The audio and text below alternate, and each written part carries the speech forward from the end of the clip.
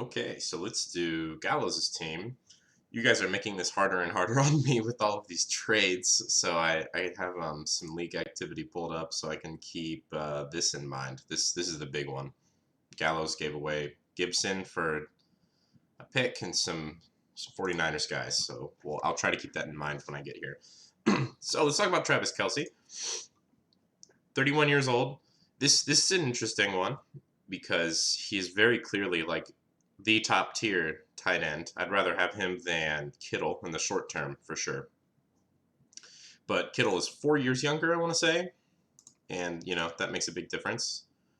But in terms of the value you're getting right now, this is insane with 1.5 tight end PPR, and as you can see, just massive points every week except this week for him.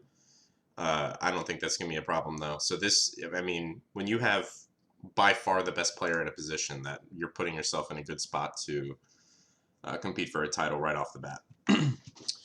So, really solid pick. I don't know if I would have done it in your spot, but it's really interesting. You're not getting super long-term value. I mean, how long could he still be elite for? Guess it's hard to say. Like, who can you even compare him to? He's so good. I mean, like, Tony Gonzalez. How long did he play for? That's going to be hard to... He's 44 now, and he played until... Oh my gosh. I guess I should have gone to Football Reference.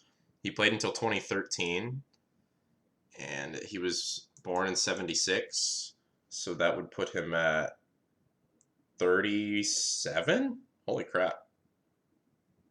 Okay, I mean, so yeah, so that's an interesting thing. Like, when you're truly mega elite at your position like this guy is, maybe he goes that long. And he's going to drop off in production, obviously, but I don't know. So, Kelsey's amazing. I would have, rather had a quarterback and stuff in this kind of league, and you waited a long time to take quarterbacks, which we will be talking about. But, so let's move on. Aaron Jones, he's hurt, right? And that's a bummer. He's also 25, which is interesting. I mean, he has these insane games sometimes. And when he's healthy, he never really has a bad week. But also, there's a lot, they brought in A.J. Dillon. And certainly Aaron Jones is very talented, but I just think that teams recycle running backs once they start to get into their mid to late 20s. And it could be interesting to see what happens with Aaron Jones. I would have rather had Clyde here, I think. You get 4 years younger and still very talented, still a great offense. But this is the better win now piece, and since you took Kelce, that's probably the strat at this point already. You got to hope he gets healthy, but that's just fantasy football for you. So it's an interesting pick, and I think it synergizes with Kelce better than Clyde. But you could have really locked up, I think, a younger dude. It would have been good for your team, and still gotten solid win now production. Chase Claypool, I think, was a reach. I do think that he's talented as heck, obviously, and I mean, you're rolling with the hopes that he becomes the kind of dude that puts up these big games instead of this kind of miserable trash game. But I don't know. I would have gone Ridley. I would have gone A.J. Brown. I would have gone McLaurin. Because they have proven more consistently that they can produce. And, Ridley's done it even with Julio Jones in front of him. McLaurin's done it even with terrible quarterbacks. A.J. Brown's done it even with, Corey Davis and Jonnu Smith and Derrick Henry on his team. Whereas Claypool only produced when Deontay Johnson was hurt, if you think about that. And when Deontay Johnson was on the field, he gave you negative points. So the wide receiver in Pittsburgh that I really want would have been Deontay Johnson. I think when you look at, the limited sample size that we have for when Claypool is, he's only been in the league, he's only been on the field for 6 games, so it's not a very big sample size. 2 fumbles is a little bit spooky. But you know, he's certainly not a bad player to have. I just think this was maybe early at 3.6 when Johnson was still out here and these other young guys were out here. I'd rather have T. Higgins than Claypool because again, T. Higgins has shown he can produce while A.J. Green and Tyler Boyd are on the field, you know? So that kind of thing is the type of stuff that I was looking at for these kinds of young, early round receivers. Gibson was a great pick, and I loved it, and I actually don't really think your trade was that good. So let's look at Mostert, because that's really, you know, the highlight. I do like Tevin Coleman, and I think he'll be, you know, kind of maybe a playable flex kind of thing, but you're mostly going for Mostert here, and he's 28.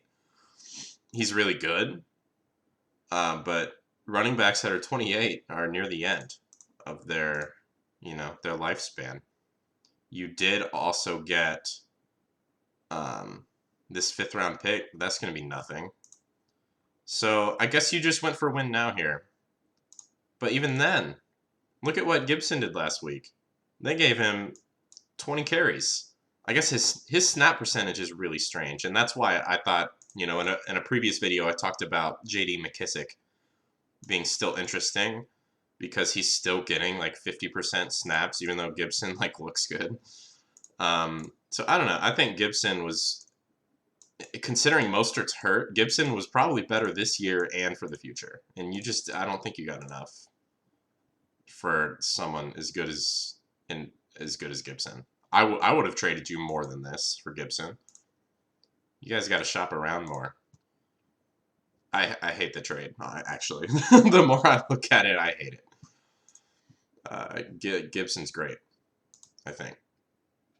Good for you, Pastor. Juju, I don't love it this year. I know he had a pretty good game against Tennessee here, but I think he is a great player to have moving forward because I think he's not going to stay in Pittsburgh, and another team's going to pick him up and utilize him better. Pittsburgh's just gathering so many weapons, which as a Ravens fan is horrifying. I hate it. But they probably can't keep this guy, so it'll be fascinating to see. He could be, you know, like, you got him at 5.6. If he goes somewhere that targets him a shitload, like he could end up being a pick that was worthy of like 2nd round. So I think this was a really good pick, just not great for this year, which does not align really with like your Jones and Kelsey and your Gibson trade. And so I'm seeing like a wonky mix of draft strategy here. But yeah, I do like this. I would say that it could pay off massively. His talent is there, and he's only 23, and he's proven he can produce in the NFL. You know, stuff like that. So, Ronald Jones, very good pick. I disrespected the heck out of this guy coming into this season. I will certainly admit. I thought he was just horrible, and he was not looking that great the first few weeks. But look, 3 straight 100-yard rushing games. I know this game was kind of weak, but I think they like stomped the Raiders, so they just didn't really even need to, you know, do anything. I think this guy's actually good at this point. It's pretty interesting that he looked so bad for the first, you know, year and a quarter or whatever of his career. But this is really good value at 6.7. I'm actually shocked he lasted this long. Like maybe Thiegel should have taken him instead. I think Gurley is outscoring Jones this year, and you know Thiegel was very clearly win now. So, but it's interesting. This is a good pick here. This is one of the better picks of the 6th round. I would rather have Kareem Hunt, but you know he was gone. So very solid. DJ Chark. He is tough to analyze. Huge game right here. Only 24. You know, we don't know what their quarterback situation is going to be like.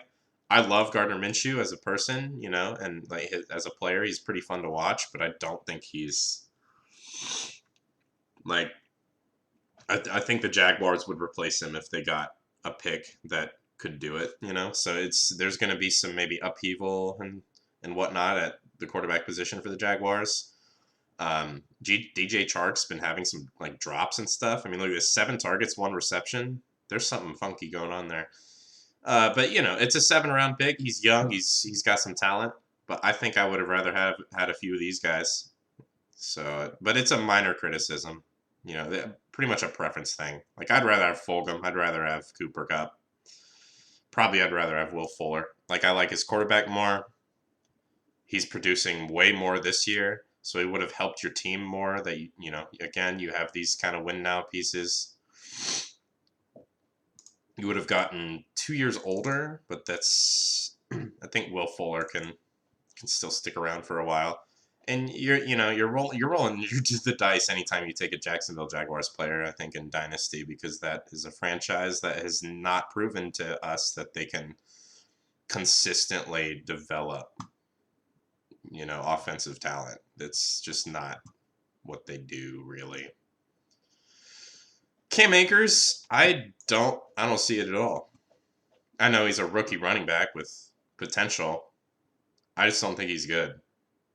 At least so far. Maybe he'll pull a Ronald Jones on me and suddenly become good in year 3 of his career or something. But he had opportunity. Dudes were getting hurt. He came onto the field, looked like poop, and now they're not even playing him. So I don't know. You could have gotten some much nicer looking pieces. You traded one of your best pieces on your team for Raheem Mostert. You could have just drafted him here. And I don't even think that's a big reach. I'd much rather have Edmonds or Gordon or Henderson. What made you want Akers over Henderson? I guess the fact that they drafted Akers kind of high. It's like a 2nd-round pick, but I'm pretty sure Henderson was a pretty high pick as well. A 3rd-round pick. So I don't know. Henderson's the one that's actually proving he can produce. So one of my least favorite picks, I think. Jalen Hurts, I don't understand. When you could have had Bridgewater or Gardner or Locke or Darnold or Cousins. What is this? What does he do? He doesn't do anything. Maybe your belief was that they'd convert him into, like a receiver, running back, weird gadget kind of Taysom Hill thing. But he's not going to start over Wentz. It's way too high for him, I think. He must have been like a high ADP for our draft, and that convinced you he was a good pick, maybe. I just don't see any value out of this, and there's so many good players still around. You could add frickin' Gaskin, Chenault, Debo, a rookie running back with potential, Mostert, who you traded one of your best players for, Brandon Cooks, Mike Williams. All of these guys are good, could play for you right now, whereas this guy, you got to throw him on your taxi squad and pray. You could have had him down here probably. I don't know who was rushing to grab Jalen Hurts. And then you swung back with Breeze, which is pretty good. He's definitely going to be. He was probably the best. No, you could have had Bridgewater, and I know Bridgewater. Bridgewater looked mediocre in this Atlanta game, but that's hindsight bias. At the time, I cannot believe you wouldn't take the guy who is like literally 13 years younger and has been pretty good for fantasy. Probably slightly worse than Breeze in total points, but there's some big games in here. Like you're gonna have to replace this guy really soon. Have you made other trades that I'm not aware of to get more quarterbacks? Where's Gallows?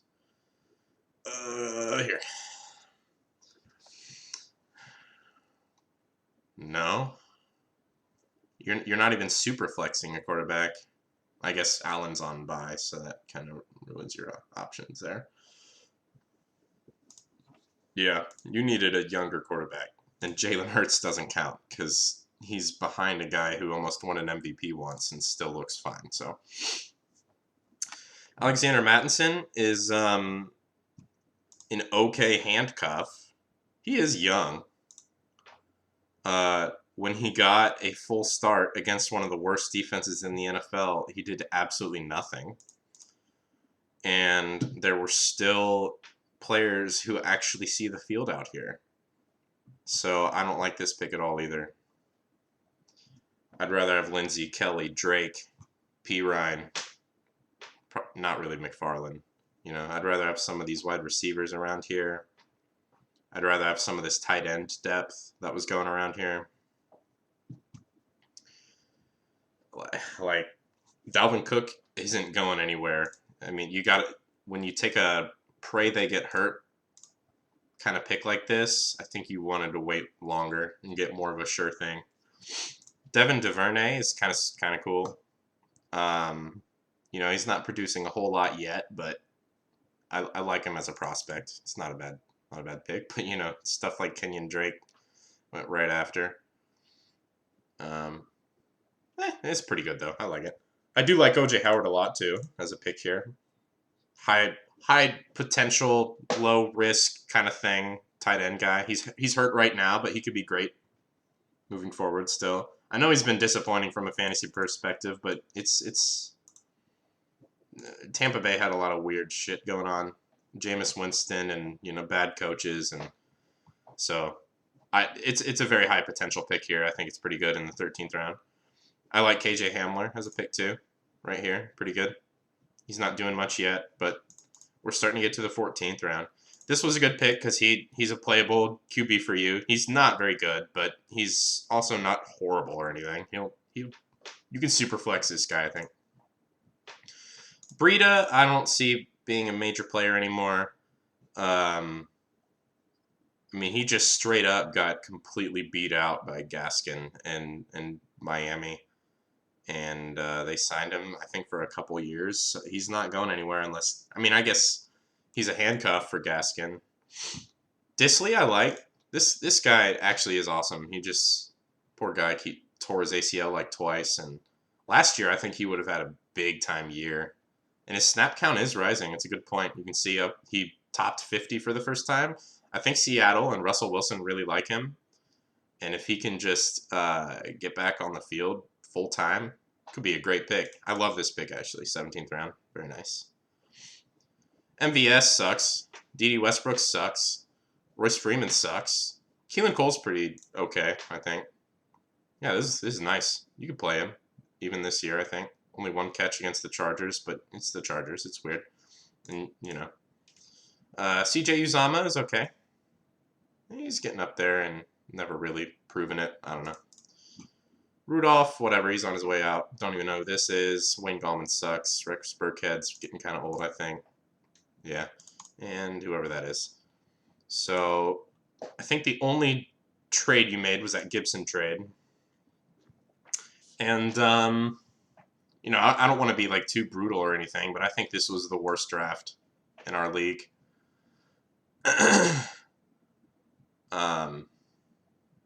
I see a middle-of-the-road win-now team and a mediocre future team. So that's not great. Your quarterbacks are okay. Travis Kelce could... What the heck?